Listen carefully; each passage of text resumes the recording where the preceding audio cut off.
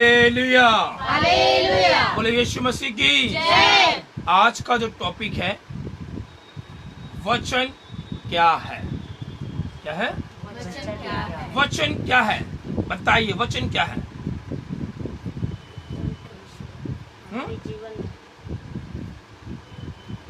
वचन वो है जो हम बोलते हैं। क्या है? बोलते हैं। लेकिन परमेश्वर का वचन क्या बोलता है और हम क्या करते हैं। एक वचन होता है कि हम किसी से बातें कर रहे हैं, वो वचन दे रहे हैं हम। लेकिन परमेश्वर का वचन हमसे क्या कह रहा है? बाइबल कहती है परमेश्वर का वचन दो धारी तलवार है। क्या है? दो धारी तलवार। आप जो संसारिक वचन बोल रहे हैं वो सिर्फ एक सामने वाले बंदे को चुभ रहा है। क्या हो रहा है? लेकिन जो परमेश्वर का वचन है दो धारी तलवार, यानी कि वो वचन आपसे भी बात कर रहा है और जो वचन सुना रहा है उससे भी बात कर रहा है। यानी कि वचन की परिभाषा ये है, एक संसार की वचन क्या है? सिर्फ लोगों को समझाना। लेकिन परमेश्वर का कलाम, परमेश्वर की अंजीर का जो वचन है दो धारी तलवार है। क्या है? दो धारी तलवार। यानी कि वो दोनों तरफ वार करती है। एक तलवार ऐसी है जो एक तरफ वार करेगी, लेकिन जो परमेश्वर का वचन है वो दो धारी तलवार के जैसा है, वो दोनों तरफ वार करता है। Hallelujah, hallelujah. यानी कि जो वचन सुन रहा उसके लिए भी है और जो सुना रहा है उसके लिए भी है। ये ना सोचे कि सिर्फ वचन मेरे लिए हो रहा है, नहीं, ये वचन दोनों तरफ हो रहा है, आपके लिए भी तो मेरे लिए भी है। हालेलुया। और आज हम सीख रहे वचन क्या है, यानी कि परमेश्वर के मुख से जो निकला वचन वो हमें आशीषमय करता है। आप परमेश्वर के वचन को, कोई वचन को हल्के में ना लें। मालूम है बाइबल को लिखने में 16 से 17 साल लगे। और कितने लोगों ने लिखा? 40 लोगों ने। कितने लोगों ने? 40 लोगों ने। यानी 40 लोग जो ऐसे थे, वो कोई मामूली व्यक्ति नहीं थे।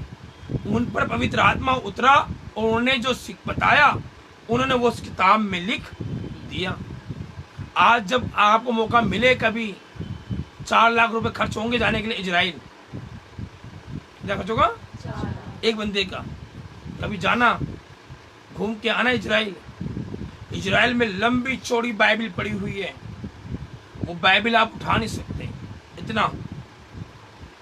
लेकिन उन्होंने इस किताब के अंदर एक इसको वंचित कर दिया बाइबल को, यानी कि इसमें बहुत सी बातों को निकालकर जो मेन पॉइंट बस वो डाला है।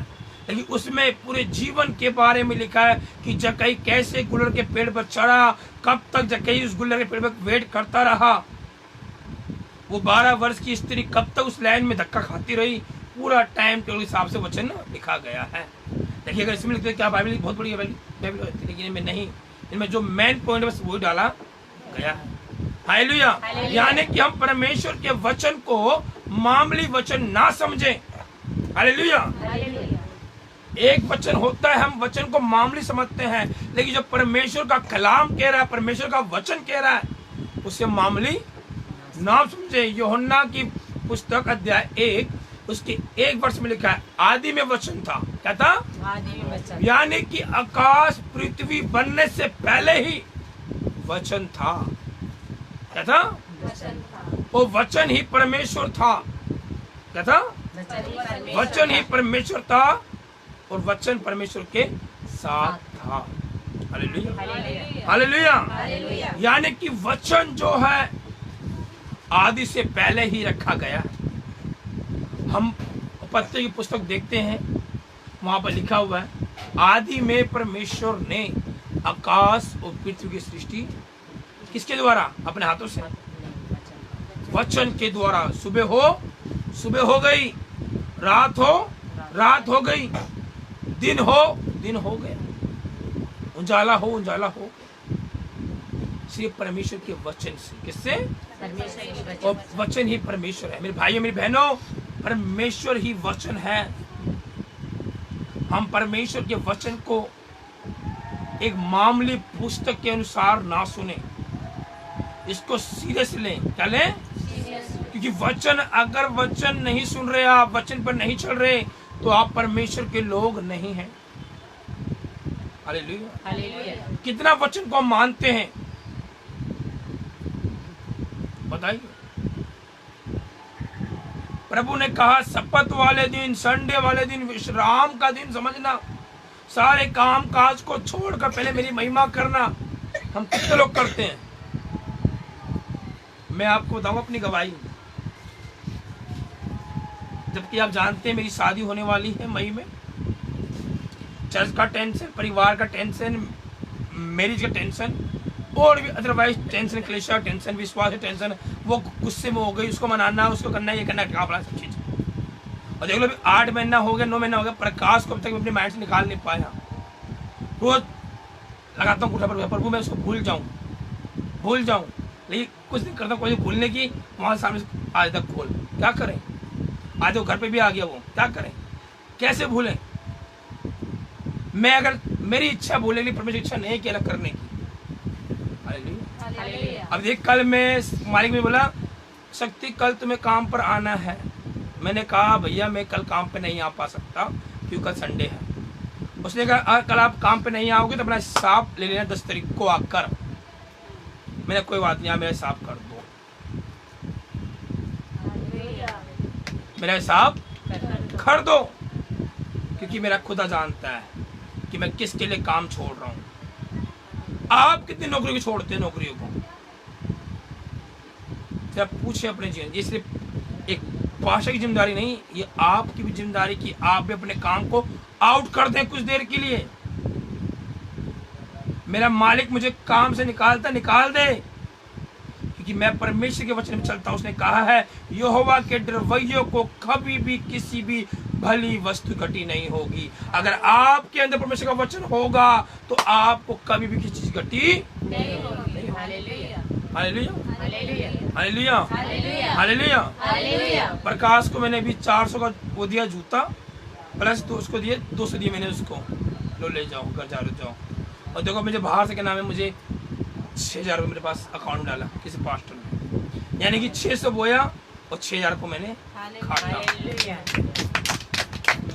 Hallelujah, hallelujah. Hallelujah, hallelujah. Hallelujah, hallelujah. Hallelujah. Hallelujah. ये बातें मैंने लोगों को कही है कि मैं जब भी मेरे प्रकाश में खर्च किया, मेरे प्रभु ने कहना कैसे मुझे उपाय, अभी कल वैसे बोला किसी बात बता रही कि ऐसे ऐसे होता है। मुझे प्रकाश था जिंदगी में, उससे मैं खर्च करूँ 200 रुपये, मुझे कैसे 5,000 मिल जाए, 2,000 मिल जाए, मुझे मिलता है क्या नाम है, बात तो कैसा हुआ।